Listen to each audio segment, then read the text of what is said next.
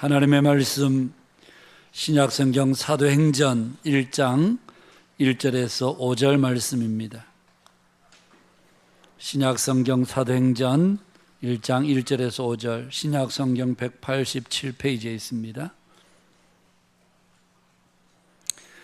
찾으신 줄 알고 제가 봉독하겠습니다. 데오빌로여, 내가 먼저 쓴 글에는 무릇 예수께서 행하시며 가르치시기를 시작하신부터 그가 택하신 사도들에게 성령으로 명하시고 승천하신 날까지 이를 기록하였노라. 그가 고난받으신 후에 또한 그들에게 확실한 많은 증거로 친히 살아계심을 나타내사 40일 동안 그들에게 보이시며 하나님 나라의 일을 말씀하시니라. 사도와 함께 모이사 그들에게 분부하여 이르시되 예루살렘을 떠나지 말고 내게서 들은 바 아버지께서 약속하신 것을 기다리라. 요한은 물로 세례를 베풀었으나 너희는 몇 날이 못되어 성령으로 세례를 받으리라 하셨느니라. 아멘. 우리 옆 사람들 가면 인사하실까요? 반갑습니다. 사랑합니다. 축복합니다. 한 번 더 인사하겠습니다. 오늘은 성령 강림 주일이니까 성령으로 충만하십시오.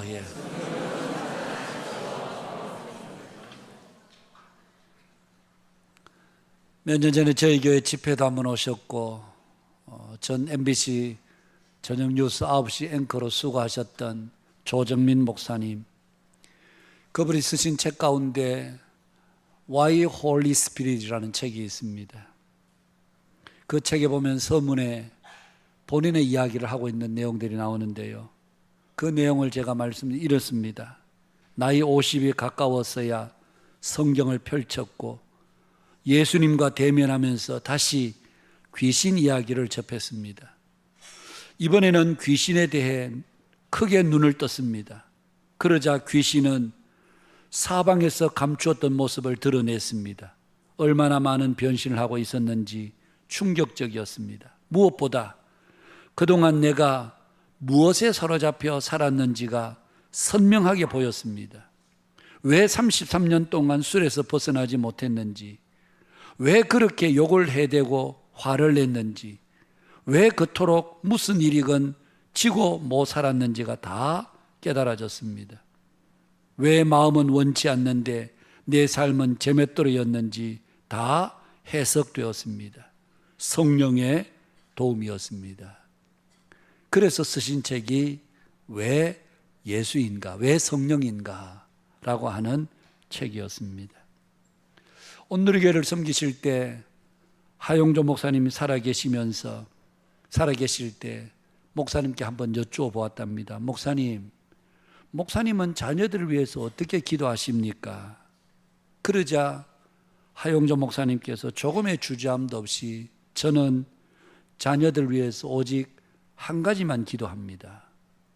성령 충만하도록 기도합니다. 그렇게 말씀하시더랍니다. 오늘 이 아침에 예배에 나온 저와 여러분, 우리는 자녀들을 위해서 무엇을 기도하고 있습니까? 세상 자랑, 명예, 영광이 아니라 우리 자녀들이 다 성령으로 충만하게 되기를 기도하는 우리 모든 믿음의 부모님들 되시기를 주님의 이름으로 축복합니다. 왜 성령인가? 아니, 왜 성령이어야만 하는가? 우리는 종종 잘못 생각할 때가 많습니다. 로마서 10장 13절, 누구든지 주의 이름을 부르는 자는 구원을 받으리라. 우리는 이 말씀 너무 잘 압니다. 그래서 우리는 종종 예수님의 이름만 부르면 다 구원받는다, 그렇게 생각합니다. 물론 예수님의 이름을 부르는 것은 성령께서 그 마음에 믿음을 주셨기 때문에 예수님의 이름을 부르는 거죠. 그러나 여러분, 우리가 성경을 가만히 보시면 주의 이름을 부르는 자, 그렇게 되어 있습니다. 단순히 예수님을 이름을 부르는 것이 아니라 예수님을 주님으로 인정하고 그 주님 대신 예수님의 이름을 부르는 것을 말합니다. 마태복음 7장 21절에서 나더러 주여 주여 하는 자마다 다 천국에 들어갈 것이 아니요 다만 하늘에 계신 내 아버지의 뜻대로 행하는 자라야 들어가느니라. 단순히 예수님의 이름만 부르면 되는 것이 아니고 예수님을 주님으로 인정하고 그 주님으로 인정한 그 예수님을 부르는 것을 이야기합니다. 삶은 내 마음대로 살면서 예수님의 이름만 부르면 구원받는다. 그렇지 않습니다, 여러분. 우리가 예수님을 주님이라 그럴 때는 예수님은 내 인생의 주인이십니다. 내가 오늘 살아가면서 모든 크고 작은 대소사를 결정하는 일에 주님이 주인이십니다. 그래서 자녀를 기르든 직장에 일을 하시든 우리가 만나는 크고 작은 모든 일에 항상 그 중심이 주님이 되어서 주님의 뜻 가운데 주님이 원하시는 뜻대로 그렇게 삶을 결정하고 그 주님의 이름을 부르는 사람이 바로 구원을 받는다는 얘기입니다. 우리가 예수님을 주님으로 부를 수 있는 것은 오직 성령으로만 가능한 것입니다. 그래서 오늘 우리의 삶의 가장 중요한 질문은 왜 성령인가? 왜 성령이어야만 하는가? 오늘 이 시간, 짧은 시간이지만 왜 성령이어야 하는지, 우리의 삶에 왜 성령님이 반드시 오시고 왜 성령님으로 우리의 삶이 이루어져야 되는지 세 가지를 간략하게 말씀을 드리겠습니다. 먼저 성령님이 오시면 우리가 권능을 받고 증인이 되기 때문에 그렇습니다. 여러분, 증인이란 어떤 사람입니까? 자신이 보고 들은 것을 본대로 들은 대로 그대로 말하는 사람이 증인입니다. 그런데 이 증인의 역할은 오직 성령의 도우심으로만 가능합니다. 여러분, 예수님의 제자들 보십시오. 3년 동안 예수님을 따라다녔습니다. 예수님을 통해 수많은 이적과 기적을 보았습니다. 수많은 말씀들을 들었습니다. 이제 예수님께서 인자가 예루살렘에 올라가면 대제사장과 장로들과 서기들에 잡혀서 죽게 될 거다, 그렇게 말씀하시자 베드로가 뭐라고 합니까? 저는 절대로 주님을 버리지 않습니다. 주님에게 절대로 그런 일이 일어날 수가 없습니다. 제가 죽을지언정 주님을 부인하지 않습니다. 다른 제자들은 다 버릴지 몰라도 저는 아닙니다. 그렇게 호언장담했던 베드로였습니다. 그랬던 베드로뿐만 아니라 다른 모든 제자들이 예수님께서 잡히시고 십자가에 죽으시자 하나같이 예수님을 부인하고 다 도망을 쳐버렸습니다. 그런데 여러분, 그랬던 그들이 역시 담대하게 예수님을 전하게 된 것은 성령이 그들에게 임하실 때였습니다. 성령이 그들에게 임하자 비로소 담대하게 증인의 사역들을 감당할 수가 있었다는 얘기입니다. 성령이 없으면, 성령이 아니시면 우리는 담대하게 예수님을 그리스도라고 증언하고 우리가 증인된 삶을 살 수가 없게 되는 것입니다. 죽으면 죽으리라, 죽으면 살리라, 죽어도 안 죽어요, 뭐 이런 책들 아마 여러분들 읽어보신 분들이 많으실 겁니다. 이 모든 책들을 차례로 쓰신 분이 안이숙 사모님이십니다. 이분이 교사로 근무할 때에 일제가 신사참배를 강요했습니다. 운동장에 교사들과 학생들을 다 모아놓고 동쪽을 향해서 그들에게 절을 하고 예를 올리도록. 그런데 그 자리에 안희숙 사모님, 다른 사람들은 다 90도로 허리 숙여서 일제 신사에게 절을 하는데 안희숙 사모님은 꼿꼿하게 서서 나는 하나님 외에 어떤 신에게도 나는 절할 수가 없다, 믿음의 절개를 굳게 지켰습니다. 뿐만 아니라 1940년 2월 박관준 장로님, 이분은 의사십니다. 박관준 장로님과 함께 일본의 국회의사당, 우리나라 말하면 여의도 일본지에 있는 국회의사당, 일본 국회의사당에 들어가서 하나님께서 안희숙 사모님에게 주셨던 마음, 그 일본 국회의원들을 향해서 일본은 반드시 유황불로 망합니다, 일본은 반드시 유황불로 망하게 됩니다, 그것을 담대하게 선포했습니다. 그것을 인해서 체포되고 평양 형무소에서 6년의 고통스러운 옥고를 치르게 됩니다. 여러분, 정인된 사람들은요, 하나님께서 그들에게 말씀하신 것, 보여주신 것, 깨닫게 하신 것을 사람들을 두려워하지 않고 어디에서든지 담대하게 전하게 되는, 복음을 부끄러워하지 않습니다. 복음이 가장 자랑스럽고 복음이 가장 영광스럽고 복음이 가장 명예로운 것으로 그렇게 아는 사람이 바로 성령이 임할 때 그 마음속에 증인된 사명을 가지고 살아가는 사람들이라고 할 수 있습니다. 우리가 사람들 앞에서 누구를 만나든 저는 예수 믿는 사람입니다. 제 삶의 주인은 예수님이십니다. 당당하게 우리가 말할 수 있게 되는 것은 오직 성령이 임할 때입니다. 우리 마음 가운데 성령이 없으면 자꾸 예수 믿는 것을 부끄러워하고 사람들에게 숨기려고 하고, 그래서 여러분 성도들 중에 가끔 들어보면 그분이 퇴직할 때에 내가 어느 교회 집사입니다, 어느 교회 내가 장로입니다, 그럴 때 사람들이 깜짝 놀라는, 아니 저분이 20년 30년을 같이 직장 생활하면서 한 번도 저분이 예수 믿는 소리도 안 했고 자기가 교회 집사고 장로고 이야기도 안 했는데, 그래서 사람들이 놀라게 되는, 예수 믿는 것을 부끄러워하고 감추고 숨기고 드러나지 않도록 애를 쓰는, 여러분 성령이 임하시면 누구를 가든 누구를 만나든 어디를 가든 제가 예수 믿는 사람입니다, 그렇게 당당하게 이야기하는 사람이죠. 오늘 저와 여러분들은 천국의 증인들이요 부활 생명의 증인들입니다. 우리는 세상에 나아가서 땅의 것으로 사는 사람들로 비춰지지 않고 천국을 지향하고 목적하면서 사는 사람들로 세상에 보여지고, 이 세상에 나가서 이 세상의 육신의 생명이 아닌 부활 생명으로 사는 자들임을 우리가 여러분 확실하게 증언을 해야 되는데, 그것이 성령으로 이루어지는 일이기 때문에 그렇습니다. 성령이 오시면 우리는 천국의 증인, 부활 생명의 증인으로 그 사명을 다하며 살게 되기 때문에 우리의 삶에 절대적으로 성령님이 필요한 것입니다. 그래서 우리의 삶에 왜 성령이어야만 하는가? 첫 번째가 바로 성령님이 오시면 우리가 권능을 입고 증인의 사명을 감당할 수 있게 되기 때문에 그렇습니다. 두 번째는 성령님이 오시면 우리는 더 이상 육신의 일이 아닌 영의 일을 생각하면서 살게 되기 때문에 그렇습니다. 로마서 8장 5절에 보면 육신을 따르는 자는 육신의 일을, 영을 따르는 자는 영의 일을 생각하나니. 우리는 자신이 생각하는 것 그 이상도 그 이하도 아닙니다. 우리가 생각하는 것이 육신의 일이면 그 사람은 육신에 속한 사람, 영의 일을 생각하면 그 사람은 영에 속한 사람. 여러분 한번 생각해 보십시오.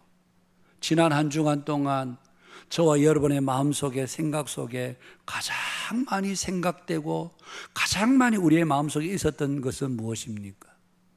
우리가 이 땅 위에 사는 동안 늘 뭘 먹지, 어떻게 살지, 이런 것만 우리가 자꾸 생각한다면 그 사람은, 물어볼 필요도 없이 그 사람은 육신에 속한 사람입니다. 영에 속한 사람은 이 땅에 살면서도 그도 영에 속했다고 해서 밥도 안 먹고 잠도 안 자고 그것은 아니지만 늘 마음 가운데 어떻게 하면 주님의 영광을 드러낼까, 어떻게 하면 내 삶이 주님 앞에 정말 깨끗한 신부처럼 드려지는 삶을 살까, 이것을 늘 생각하고 기도하고 하나님 앞에서 그렇게 사는 사람이 바로 영의 일을 생각하며 사는 사람이라고 할 수 있습니다. 육신의 생각은 한마디로 자신의 삶의 중심입니다. 내 생각과 판단이 다 기준이 되어서 내 생각과 판단과 다르면 그 사람들은 저 사람 틀렸다고 생각하고 비난하고 비판하고 정죄합니다. 그러나 영에 속한 사람은 그렇지 않습니다. 하나님의 일을 생각합니다. 다른 사람이 나를 어떻게 보든, 내가 좀 사람들에게 좀 미움을 받든 아니면 소외를 당하든 그것과 상관없이 주님, 저의 삶을 통해서 주님이 드러나게 하시고, 나는 이 세상 가운데 어떤 취급을 받더라도 주님이 영광스럽게 되고 주님의 영광이 드러나는 삶이 되게 해달라. 그것이 바로 영에 속한 사람들의 삶의 모습이라고 할 수 있습니다. 로마서 8장 9절에 보면 만일 너희 속에 하나님의 영이 거하시면 너희가 육신에 있지 아니하고 영에 있나니 누구든지 그리스도의 영이 없으면 그리스도의 사람이 아니라 그렇게 말씀합니다. 우리 속에 그리스도의 영이 없으면 그 사람은 그리스도의 사람이 아닙니다, 여러분. 그냥 문의는 그리스도인 같아 보이지만 실제로는 그 사람은 그리스도인이 아니다. 그래서 오늘 저와 여러분이 내가 육체에 속한 사람인가, 영에 속한 사람인가, 우리 스스로에게 우리가 한번 깊이 질문해 볼 필요가 있습니다. 안희숙 사모님이 평양 형무소에서 6년간 옥고를 치를 때에 눈이 어떻게 됐든지 눈에서 자꾸 피고름이 나오는, 여러분 얼마나 여성의 몸으로서 얼마나 고통스러웠겠습니까? 한 번은 그의 어머니가 면회를 왔습니다. 그러자 여러분 딸이 어머니를 보니까 얼마나 마음이 편안해지고 마음에 얼마나 어머니가 그리웠겠습니까? 그래서 마치 어린아이가 엄마에게 응석을 부리듯이 어머니 제 눈에서 자꾸 피고름이 나옵니다. 그래서 아파서 고통스러워서 견딜 수가 없어요. 그런 정도로 말했으면 여느 어머니 같았으면 아이고 얘야 얼마나 고통스럽겠니. 그래 내가 밖에 나가서 약을 한번 찾아볼게. 잘 견디고 이겨라. 이게 보통 어머니들이 하신 말씀이잖아요. 그런데 이 안희숙 사모님의 어머니는 굉장히 신앙이 강직하셨던 분입니다. 안희숙 사모님이 그 어머니의 신앙을 그대로 이어받았던 그런 딸이었습니다. 그 어머니가 사랑하는 딸이 눈에서 피고름이 나온다고 고통을 호소하고 아픔을 이야기했을 때 얘야 너는 왜 너의 눈을 위해서 염려하느냐. 네가 너의 생명을 주님께 바쳤을 때는 너의 눈도 바치지 않았느냐. 아주 매정한 얘기. 아니 이 여분이 우리 어머니가 맞는가 싶을 만큼 아주 정말 그런 아픔의 말들을 들었음에도 불구하고 그 말씀을 듣는데 이 안희숙 사모님이 그 가슴이 터질 것처럼 아프더라는 얘기입니다. 그러나 다시 감방으로 돌아와서 맞습니다 주님, 제가 제 자신을 주님께 드렸습니다. 눈 하나 때문에 고통스럽다고 내가 하소연하고 이것 때문에 염려하지 않고 제 온 몸을 제가 주님 앞에 드렸습니다. 사랑하는 여러분, 오늘 우리가 이 세상에서 직장생활도 하고 가정생활, 사회생활도 우리가 열심히 해야 하지만 우리는 살아가면서 순간순간 영의 일을 잊지 말아야 됩니다. 이것이 성령 받은 사람입니다.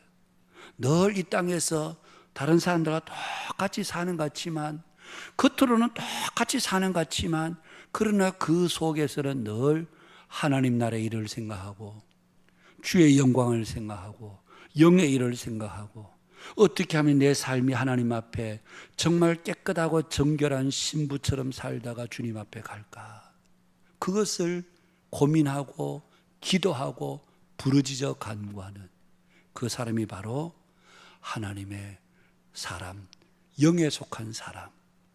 이런 사람들이 될 수 있는 것은 오직 성령이 우리에게 임하실 때입니다. 우리 스스로 본성적으로 그렇게 될 수가 없습니다. 우리는 본성적으로 늘 육신의 일에 매여 있고 육신의 일만 생각하는 우리들입니다. 그런데 성령님이 우리 가운데 임하시면 육신의 일이 아닌 영의 일을 생각하게 되기에, 그래서 우리의 삶에 왜 성령이어야 하는가? 성령으로만 우리가 육에 속한 일이 아닌 영에 속한 사람들로 살 수 있게 되기 때문에 그렇습니다. 마지막 세 번째는 성령님은 우리의 삶에 열매를 맺게 해주시기 때문입니다. 갈라디아서 5장 22절 26절 우리가 잘 아는 말씀 아닙니까? 오직 성령의 열매는 사랑과 희락과 화평과 오래 참음과 자비와 양선과 충성과 온유와 절제이니 이 같은 것을 금지할 법이 없느니라. 여러분, 여기에서 금지할 법이 없다, 이 말은 성령을 따라 행하는 삶은 어떤 누구에게도 어떤 상황에서도 제재받거나 저해 예소가 될 수가 없다는 겁니다.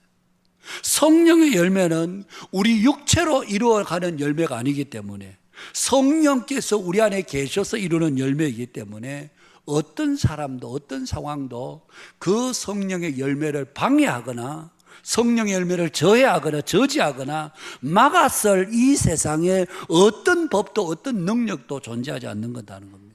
그래서 이 같은 것을 금지할 법이 없느니라, 그렇게 말씀하는 겁니다. 성도들 여러분들 중에는 세상으로 나가면 직장에 가든 사회에 나가든 아마 여러분들은 좋은 소리 많이 듣겠죠. 이분은 참 착한 사람이다. 이분은 참 좋은 사람이다. 이분은 참 온순하고 선량해. 그런 소리 많이 들으실 겁니다. 그러나 여러분, 인간적으로 그런 소리를 듣는다고 해서 그 사람이 성령의 열매가 있다, 그렇게 말할 수는 없습니다. 성령의 열매가 있는 사람은 그 속 사람의 변화를 경험한 사람입니다. 여러분, 우리 안에는 우리 내면을 들여다보면 많은 문제들이 있습니다. 사실은 우리가 성령의 열매를 맺지 못하도록 방해하는 것은 다른 외부적인 요인이라기보다는 우리 자신이 우리 스스로를 성령의 열매를 맺지 못하도록 방해할 때가 많습니다. 여기에 오늘 예배 오신 여러분들, 한 사람 한 사람 그 내면을 들여다보면 어떤 분들은 깊은 열등감에 사로잡혀 있는 분들도 있습니다. 어떤 분들은 겉으로는 괜찮은 것 같은데 속에는 아직도 처리가 되지 않는 분노가 들끓는 순간순간 분노가 올라오는 분들도 있을 것입니다. 거절감에 상처를 가진 분들도 계시고 강박증과 완벽주의의 성향을 가진 분들도 계실 것입니다. 이런 것들이 사실은 우리로 하여금 성령 열매를 맺지 못하도록 방해합니다. 여러분, 우리 안에 처리되지 않은 열등감이 깊으면 깊을수록 다른 사람을 평안하게 잘 받아들이지 못하는 거죠. 사랑이 안 되는 거죠. 우리 속에 처리되지 않은 분노가 늘 들끓고 있으면 여러분, 다른 사람들에게 자비하거나 다른 사람들의 문제에 대해서 오래 참거나 이게 잘 안 됩니다. 기쁨이 별로 없습니다. 거절감에 상처가 있는 사람들은 늘 사람들을 경계합니다. 그러니 어떻게 그 속에 사랑이 있고 기쁨이 있고 평강이 있겠습니까? 우리가 우리 스스로에 처리되지 않은 문제들 때문에 사실은 예수를 오래 믿었음에도 불구하고 여전히 성령의 열매가 잘 없는 그런 연약한 우리들의 모습을 볼 때가 많습니다. 어떻게 하면 이 문제에서 벗어날 수 있을까? 이사야 61장 1절 이하의 말씀, 우리 같이 한 목소리 한번 읽어보겠습니다. 시작.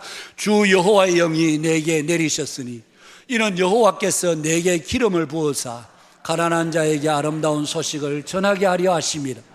나를 보내사 마음이 상한 자를 고치며 포로된 자에게 자유를, 갇힌 자에게 노임을 선포하며 무릇 시온에서 슬퍼하는 자에게 화관을 주어 그 죄를 대신하며 기쁨의 기름으로 그 슬픔을 대신하며 찬송의 옷으로 그 근심을 대신하시고 그들이 의의 나무 곧 여호와께서 심으신 그 영광을 나타낼 자라 일컬음을 받게 하려 하심이라. 아멘.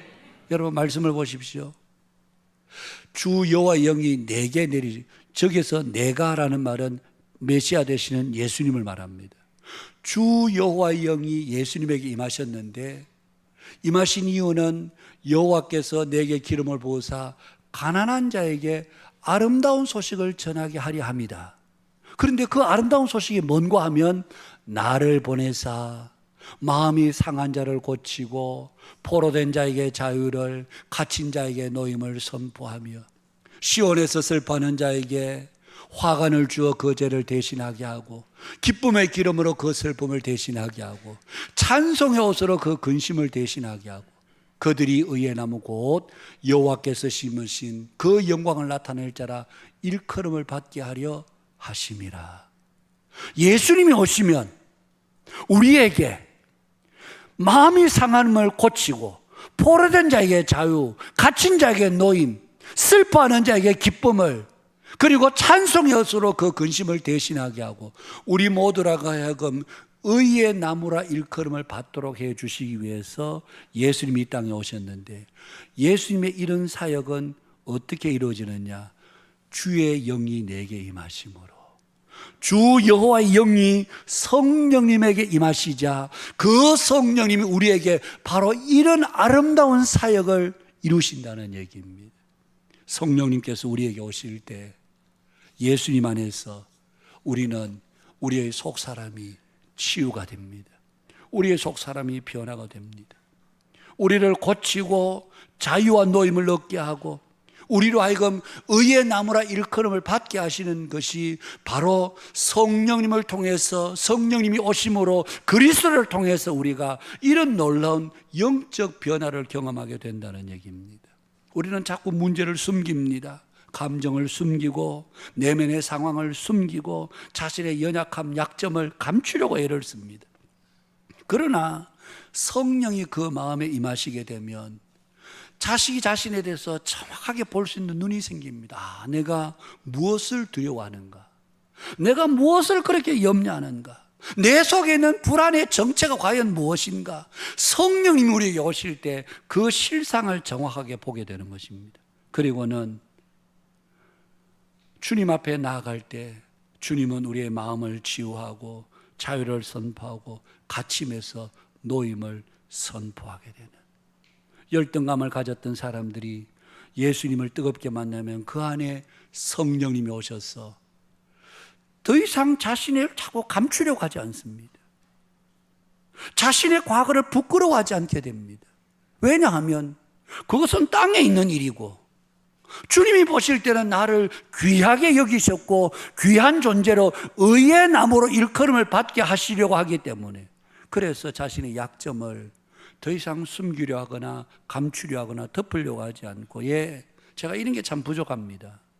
제가 이렇게 참 연약한 면들이 있습니다. 제가 이렇게 좀 모자람들이 있습니다. 그러면서 자신의 약점, 부족함을 드러내는 것을 조금도 어려워하거나 두려워하지 않게 되는 것이죠. 거기서부터 치유가 일어나는 겁니다. 그래서 성령님이 오실 때 우리의 내면이, 속사람이 치유가 되는 것입니다. 예수 전도단에 가면 여러 학교들이 있습니다. DTS라는 학교가 있고요, SBS 성경 연구 과정이 있고요, 중보기도 학교가 있고요, 선교 학교가 있고요, 여러 가지 학교가 있습니다. 그 중에 한 가지 중독 학교라는 것이 있습니다.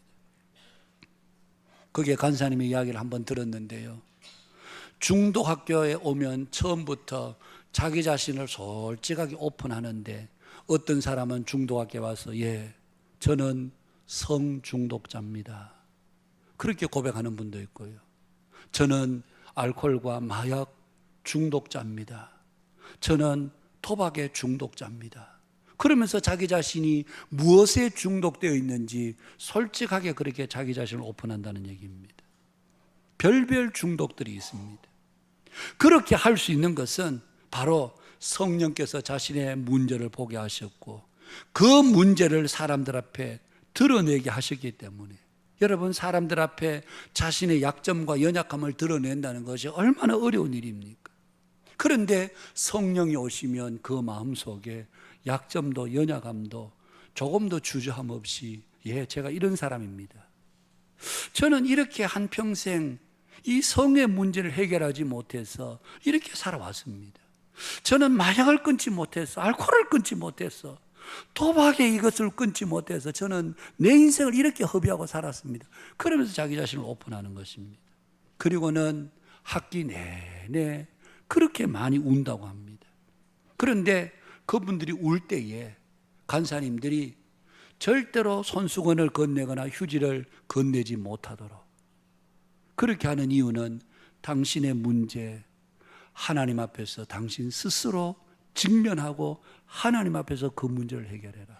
그래서 다른 동료들에게 손수건이나 휴지를 아예 가져다 주지 못하도록 그렇게 차단한다는 겁니다. 그렇게 울며 고백하고 그렇게 한 학기가 지날 무렵쯤 되면 사람들의 표정이 바뀌어지고 말투가 바뀌어지고 마음속에 평안함이 찾아오게 되는, 그 이유는 성령님께서 그 마음을 만져주셨고 용서해 주셨고 위로해 주셨기 때문입니다. 하나님 앞에 울며, 하나님, 제가 이렇게 연약합니다, 이런 중독에서 제가 벗어나지를 못하고 살아왔습니다. 그러면서 하나님 앞에 울며 부르짖을 때 하나님의 위로의 음성이 괜찮아. 네가 연약하여 고통당할 때 나도 너와 똑같은 마음으로 고통했단다. 그러면서 위로해 주시는 그 주님의 위로 앞에 모두가 무너지게 되는. 그래서 여러분, 그 마약 중독에 빠졌던 분들 중에서도 훗날 국제예수전단 총재를 지내실 분도 있습니다. 오직 성령으로만 가능하기 때문에 그렇습니다. 말씀을 맺습니다. 여러분, 우리의 삶의 유일한 답은 성령입니다. 하나님은 하늘 보좌에 앉아 계십니다. 예수님은 하나님 보좌 우편에 계십니다. 예수님이 가시면서 내가 가면 다른 보혜사를 너희들에게 보내겠다. 그래서 성령님이 사도행전 2장에서 이 땅에 오셨습니다. 지금 우리 가운데 거하시는 분은 하나님의 영이신 성령님이 함께 하십니다. 그래서 우리의 인생의 유일한 길잡이, 유일한 안내자, 유일한 위로자, 유일한 상담자는 바로 성령님이신 것입니다. 그러면 어떻게 하면 우리가 성령으로 충만하게 될까요? 다른 것은 없습니다. 첫 번째는 성령을 갈망해야 됩니다. 지난 한 주간 동안 월요일에서 금요일까지 매일 저녁 8시에 성령 강림주일을 준비하면서 우리가 기도를 했습니다. 많은 분들이 오셨더구만요. 여러분, 한 주간 동안 그동안 성령을 의지하지 못했던 자신을 회개하고, 성령이여 저를 새롭게 하시고 제가 성령을 전적으로 의지하며 살도록 우리는 그렇게 기도해야 돼요. 우리는 성령님을 갈망하고 사모해야 합니다. 그리고 기도해야 합니다. 성경을 읽고 그 말씀에 순종하려고 애를 쓸 때 성령님께서 우리 가운데 임재하셔서 우리를 통해서 우리 가운데 놀랍도록 역사하시는 은혜, 성령 충만을 경험하게 되는 것은 바로 그렇게 가능한 것입니다. 하나님의 영이신 성령께서 우리에게 오실 때 앞서 말씀드린 대로 우리가 권능을 받아 예수님의 증인이 되고 육신의 일이 아닌 영의 일을 생각하게 되고, 뿐만 아니라 우리의 삶에 성령의 열매를 맺게 되는 이 놀라운 은혜가 성령이 우리 가운데 임하실 때 일어나는 일입니다. 사랑하는 우리 한빛교회 교우 여러분, 이번 한 주간뿐만 아니라 오늘 성령 강림주일뿐만 아니라 우리의 앞으로 이후의 모든 일생의 삶이 친절하시고 우리의 안내자가 되시고 우리의 위로자 상담자가 되시는 성령님을 전적으로 의지함으로 성령 충만한 복된 성도 여러분들이 되시기를 주님의 이름으로 축복합니다. 이 은혜가 우리 모두에게 있게 되기를 바랍니다.